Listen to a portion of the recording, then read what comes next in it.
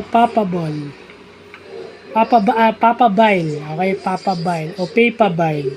Ito raw yung mga top contenders para maging Santo Papa o eligibly o qualified to become a Pope.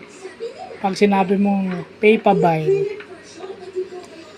So si Cardinal Tagle, isa sa mga Papa Bile o isa sa mga top contender o eligible na susunod o papalit kay Pope Francis. Kasi ngayon, wala pang Santo Papa, seat vacante. Yung seat ni St. Peter is considered vacant. At ang pansamantalang namamahala sa simbahan ay ang Cardinal Carmen Lengo, si Cardinal Kevin Farrell.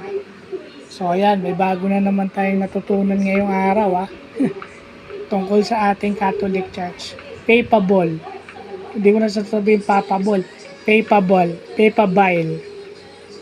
So, yun lang po.